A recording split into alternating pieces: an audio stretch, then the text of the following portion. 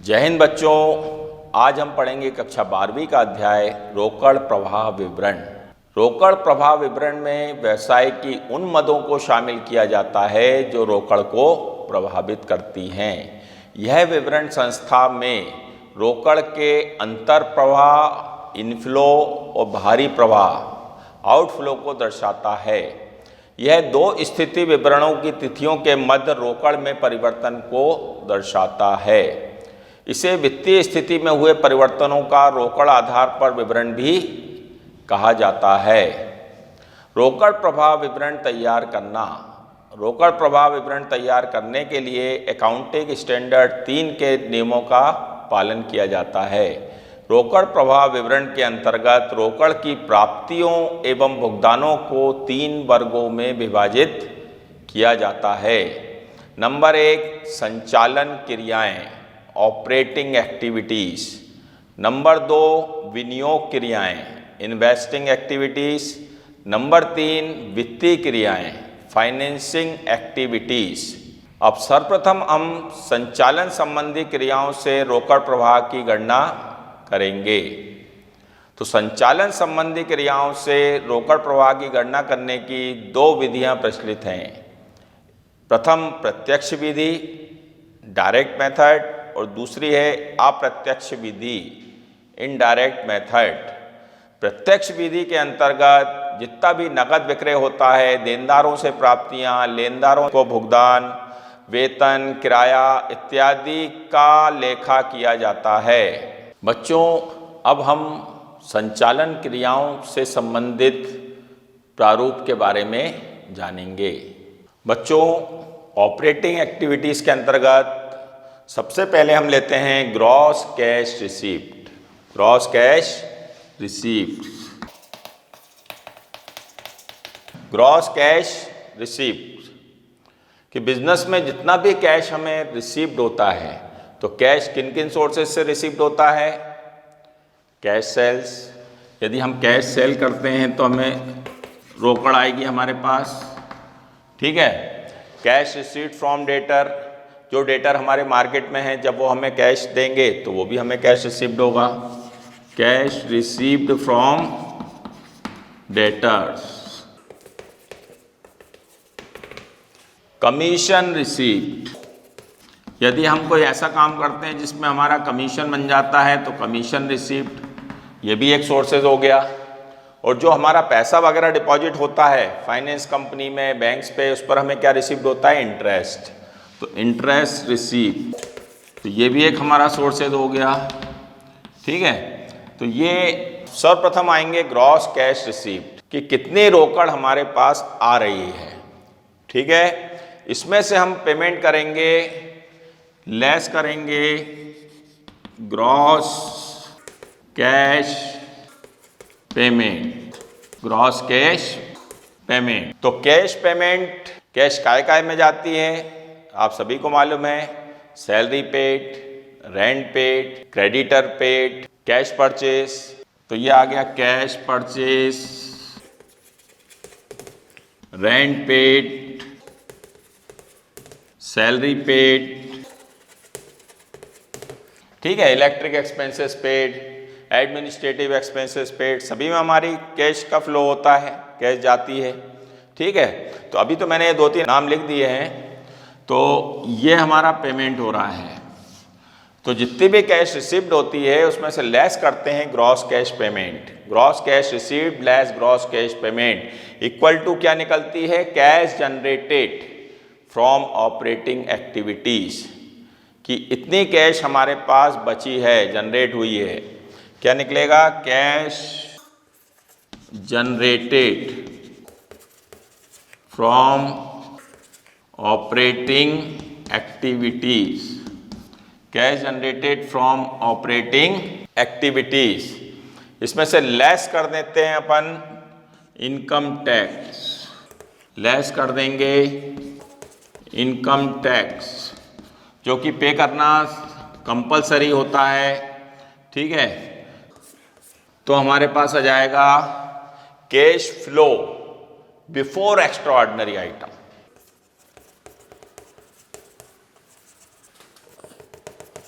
Extraordinary items, cash flow before extraordinary items, और इसमें add कर देंगे extra ordinary items, extra ordinary items. तो ये अपना फाइनल अमाउंट आ जाएगा net cash flow, net cash flow from operating activities.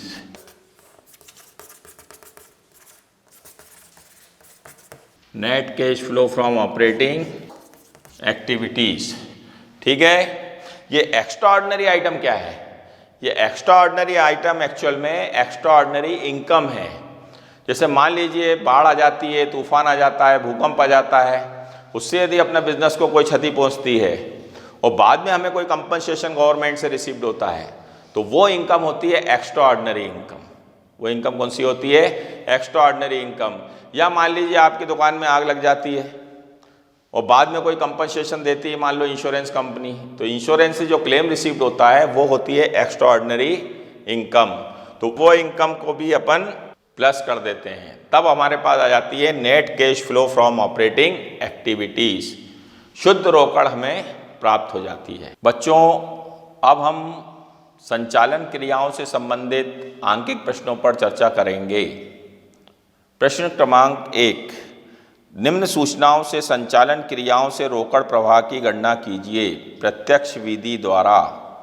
देनदारों से प्राप्त रोकड़ कैश रिसीव्ड फ्रॉम डेटर्स 45,000, नगद विक्रय कैश सेल्स 60,000, लेनदारों को भुगतान कैश पेड टू क्रेडिटर्स 30,000 30,000, नगद क्रय कैश परचेस 25,000 25,000, वेतन का भुगतान सैलरी पेड 10,000, कमीशन प्राप्त कमीशन रिसीव्ड 5,000, स्कंद की हानि पर बीमों का दावा insurance claim for loss of stock 40,000 40,000, आयकर का भुगतान इनकम टैक्स पेड 13,000। बच्चों, जैसा कि प्रश्न में बताया गया है, हमें संचालन क्रियाओं से रोकड़ प्रवाह की गणना करना है प्रत्यक्ष विधि द्वारा। तो प्रत्यक्ष विधि का प्रारूप जैसा कि मैंने अभी पूर्व में बताया था, सबसे पहले अपन लेते हैं gross cash received. Gross cash received,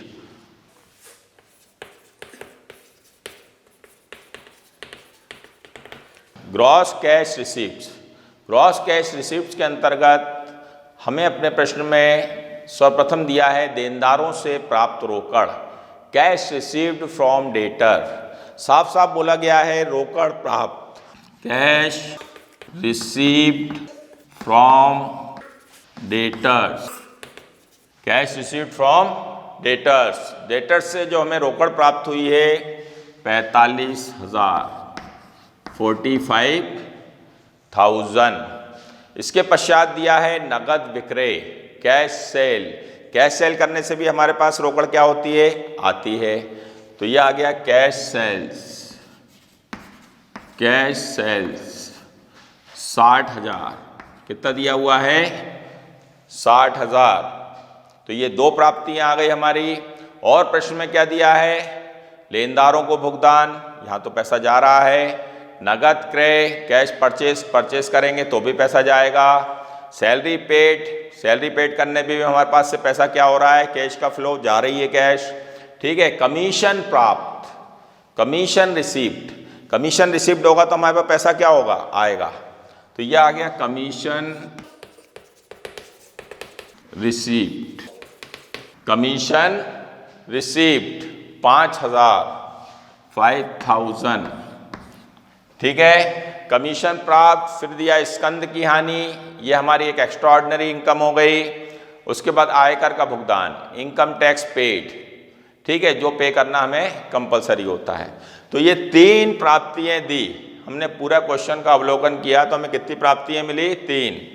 तो ये आ गई 1,60,45 1,05 1,10,000 1,10,000। 1,10,000 रुपये की हमें रोकड़ प्राप्ति हुई, 1,10,000। अब इसमें से लेस करते हैं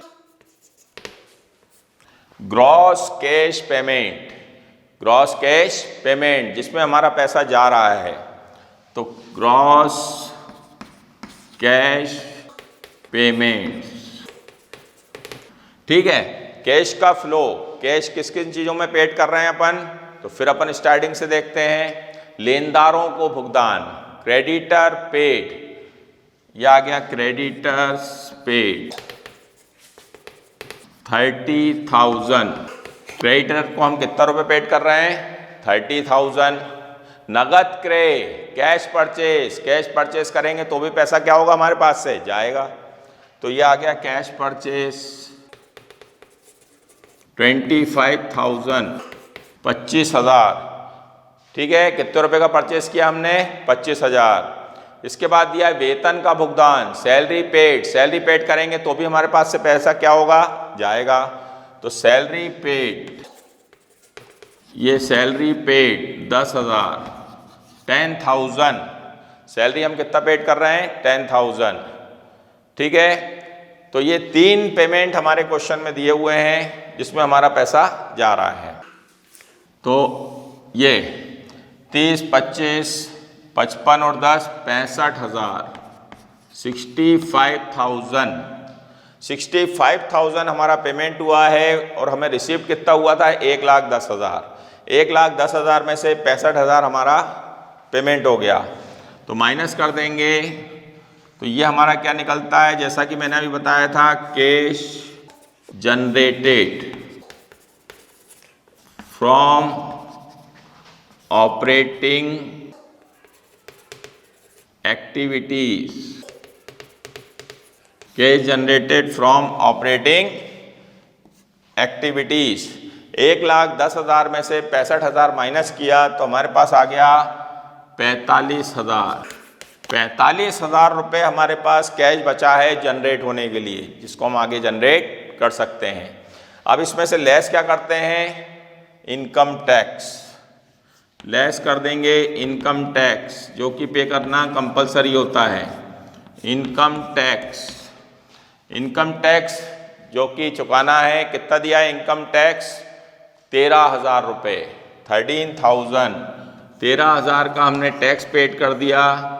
तो हमारे पास जो कैश बची है, 5 में से 3, 2, 3, 32,000 रुपये, 32,000 रुपये हमारे पास कैश अभी भी बचा है।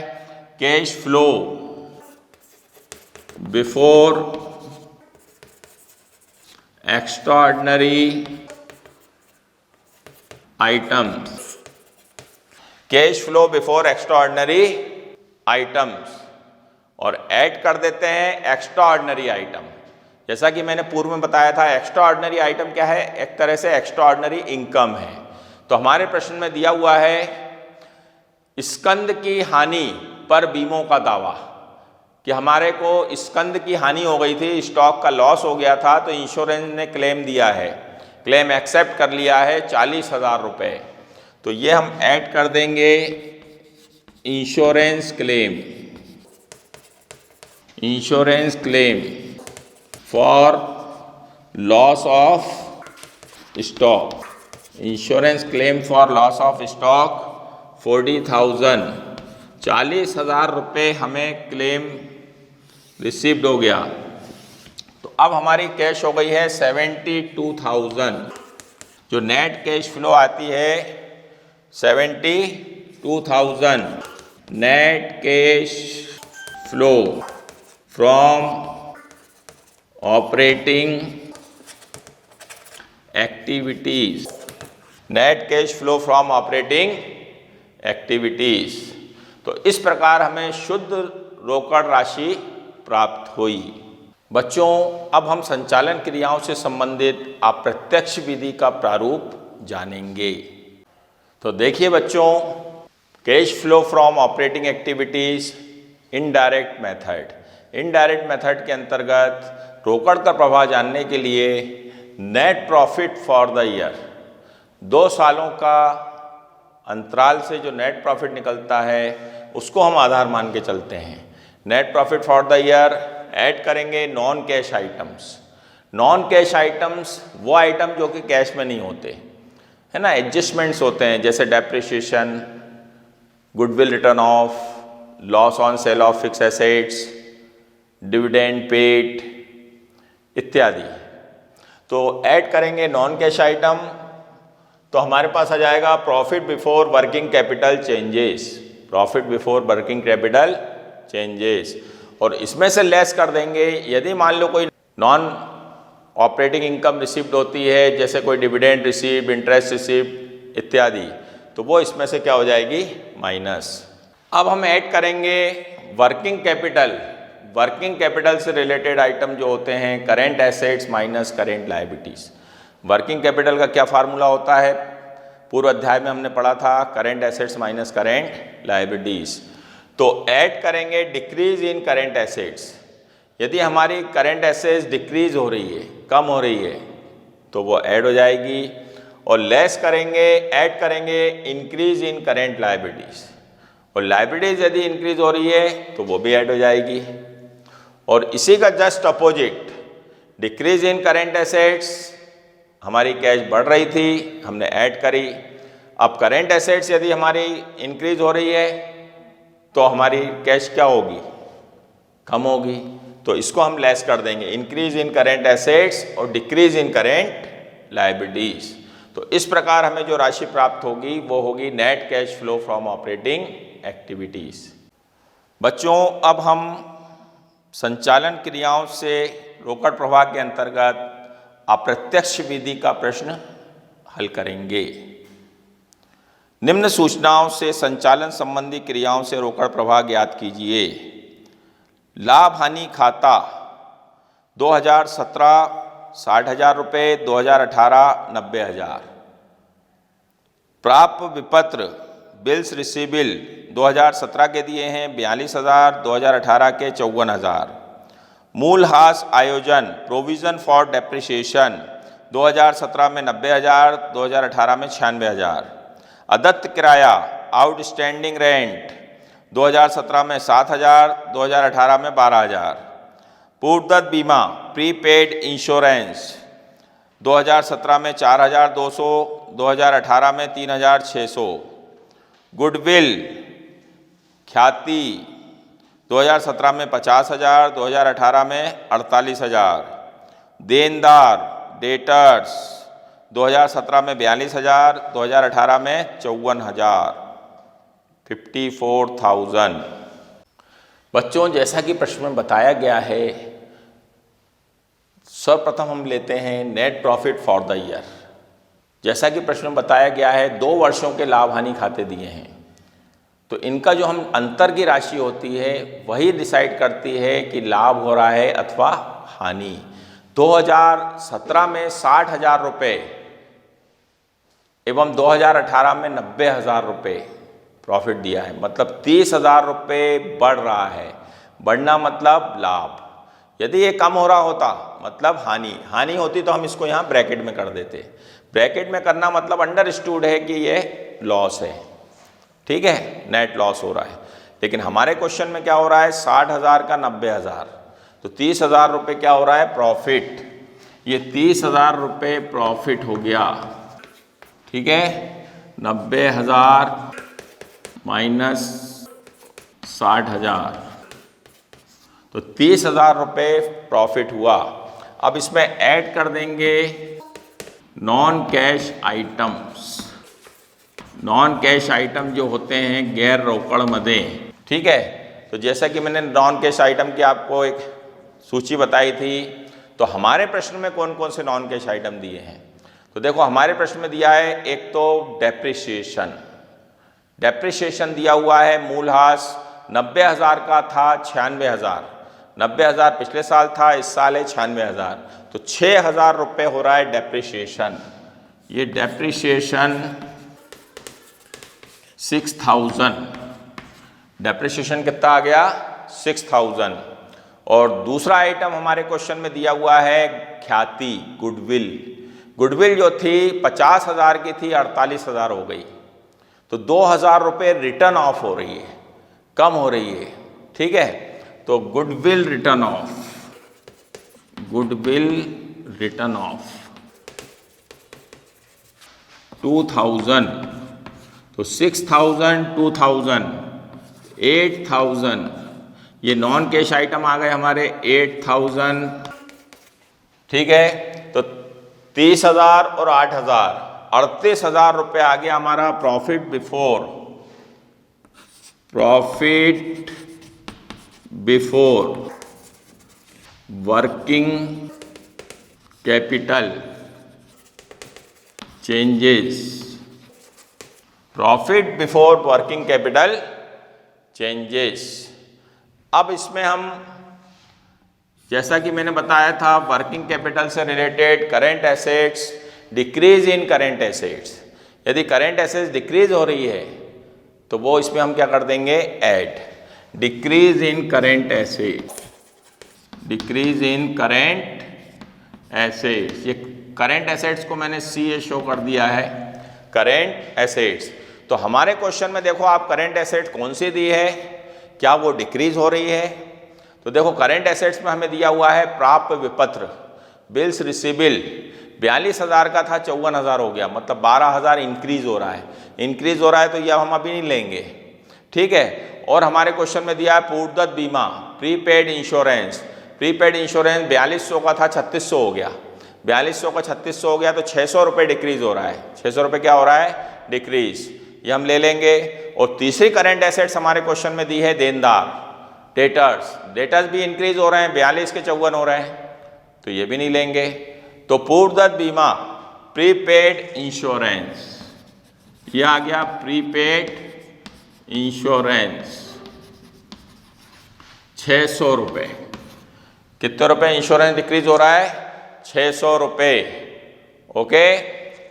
दूसरा आइटम हम ऐड लेक करते हैं, increase in current liability, short में मैंने CL लिख दिया, करेंट लायबिलिटीज, ठीक है। तो करेंट लायबिलिटीज आप अच्छी तरह पहचानते हैं। तो अपने क्वेश्चन में कौन सी करेंट लायबिलिटीज है जो कि इंक्रीज हो रही है, बढ़ रही है? तो अपने क्वेश्चन में एकमात्र करेंट लायबिलिटी दी है अदत्त किराया, आउटस्टैंडिंग रेंट, 7,000 का था 12,000 हो गया, 7 का 12 हो गया, तो कितने इंक्रीज हो रहे हैं, 5,000, तो यह आ गया आउटस्टैंडिंग रेंट 5,000। तो इस प्रकार 5,600 रुपये ये हमारी रोकड़ को बढ़ाएंगे। तो 38,000 तो हमारे पास ऑलरेडी रोकड़ थी, 5,000 और आ गई, 38 और 5 43,600, ठीक है। कितनी कैश हो गई हमारे पास, 43,600, 43,600, 43,600। अब इसमें से लेस कर देंगे इन्हीं का opposite, less increase in current assets, increase in current assets CA। तो हमने अभी पढ़ा था दो करेंट एसेट्स हैं हमारी जो इंक्रीज हो रही हैं, एक तो बिल्स रिसीवेबल, बिल्स रिसीवेबल आपके हो रहे हैं 42 के 54, 42 के 54 कितने इंक्रीज हो रहे हैं, 12,000, तो ये आ गया बिल्स रिसीवेबल 12,000, ठीक है। और दूसरा आइटम था हमारा देनदार, डेटर्स, डेटर्स 42 के 54 हो रहे हैं, तो ये भी इंक्रीज हो रहे हैं 12,000, तो ये डेटर्स 12,000, तो 12 और 12 24,000 रुपये, ठीक है।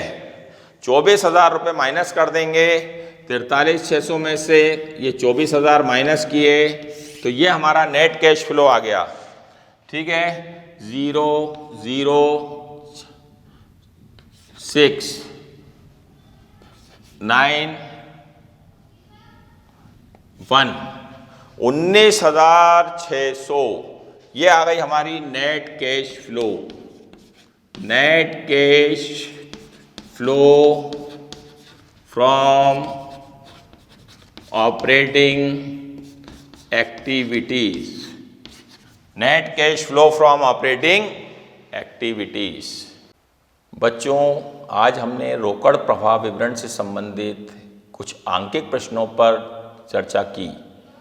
अब आपके अभ्यास हेतु मैं कुछ प्रश्नों को बोल रहा हूँ जिन्हें आप अपनी उत्तर पुस्तिका में नोट करें।